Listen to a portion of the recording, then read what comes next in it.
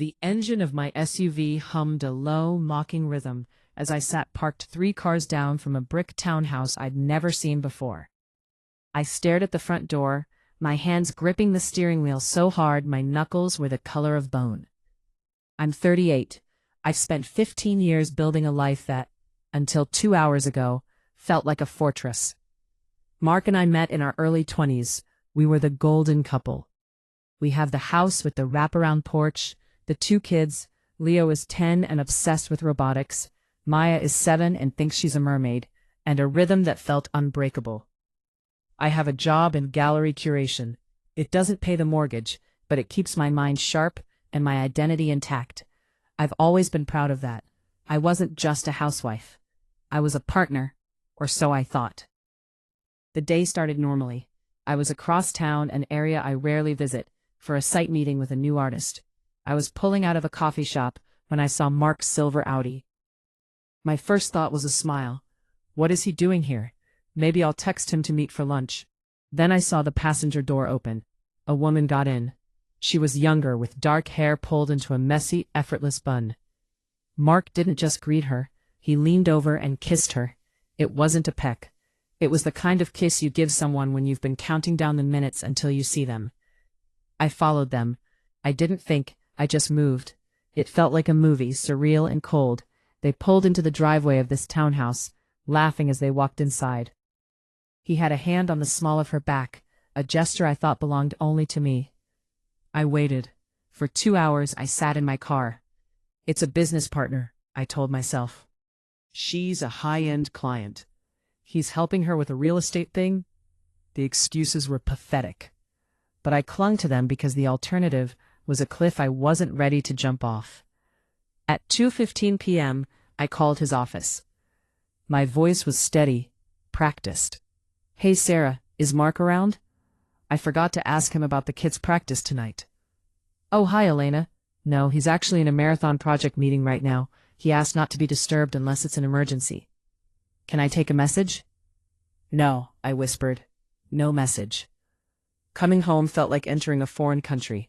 The smell of the vanilla candle in the hallway, the sound of Maya's cartoons, it all felt like a lie. When Mark walked in at 6:30, he looked normal. He kissed my cheek. He smelled like his usual cologne, mixed with the crisp afternoon air. Rough day? I asked, stirring a pot of pasta I couldn't imagine eating. The usual, he sighed, loosening his tie. Back-to-back meetings. That R&B account is draining me dry. I'd barely left my desk. I looked at him, and for a second, I felt a flash of pure hot rage. But I stayed quiet. I played the part. I watched him help Leo with his math homework. I watched him tuck Maya in and tell her the story about the Moon Princess. How can a man be a monster and a hero in the same hour? At 11 p.m., the house was silent. Mark was in the shower. His phone sat on the nightstand, glowing briefly with a notification. I've never been the snooping wife. I always thought women who did that were insecure, or that their marriages were already dead. But I picked it up. My thumb trembled as I entered the passcode. Our wedding anniversary. It still worked. I scrolled through his messages, but then I saw it. Jake, Marketing Director R&B. I opened it. The most recent message was from 2:20 p.m. Today wasn't long enough. I already miss your hands on me. Above it, a photo. Not of a marketing director. It was her, the woman from the townhouse. She was in a lace bra, smiling at the camera with a look of ownership. Mark's replies were worse.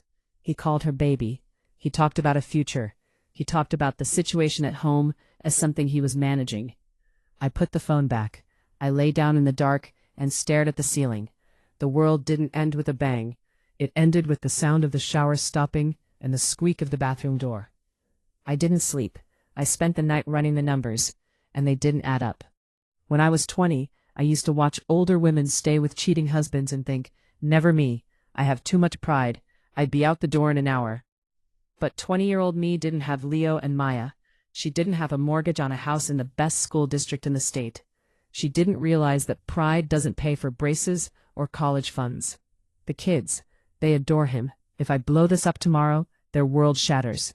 Leo is sensitive. He's at that age where he needs a father to guide him through the transition to being a young man.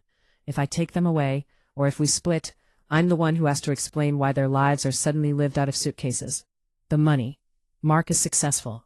My gallery job pays for my clothes, my lunches, and the occasional vacation, but it won't keep this house. It won't maintain the life they're used to. If we divorce, I get half, sure, but half of a broken home is a lot less than a whole one. He has lawyers. If he decides to be vindictive, if he tries to take the kids, the thought made me physically ill. The other woman, she's young. If I confront him, what happens?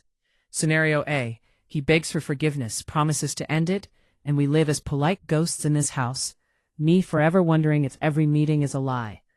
Scenario B, I give him the ultimatum, and he chooses her. He leaves. He starts a new life, and my children get a weekend dad and a stepmother who looks like a model. The sun started to bleed through the curtains. I heard the kids stirring in the other room. Mark reached over in his sleep and touched my shoulder. I didn't flinch, but I felt like I was made of stone. I realized I have 3 choices, and all of them are a kind of death. 1. Explode. Confront him now. Cry, scream, and let the chips fall where they may. Risk the house, the stability, and the children's peace. 2. Negotiate. Tell him I know. Demand he leaves her. Stay for the kids, but accept that the love part of our marriage is a closed book. We become business partners in the corporation of our family. 3. Wait.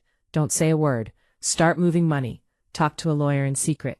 Build a war chest so that when I do leave, I'm not leaving with nothing. I got out of bed and went to the kitchen. I started the coffee. I made the school lunches. Crusts off for Maya, extra grapes for Leo. Mark walked in a few minutes later, looking refreshed. He leaned in to kiss me. I turned my head just enough so it landed on my cheek. "You okay, Elle?" he asked, frowning slightly. "You look tired." "Just a long night," I said, my voice as smooth as glass. "I was just thinking about the future." He smiled, reached for a mug, and started checking his phone. Probably checking in with Jake from marketing. I watched him. I didn't feel like a victim anymore. I felt like a strategist. If he wants to play a double life, he's about to find out that I can play too. Only I'm playing for the 2 little people who will be waking up in 10 minutes. The fortress hasn't fallen yet, but the locks are changing.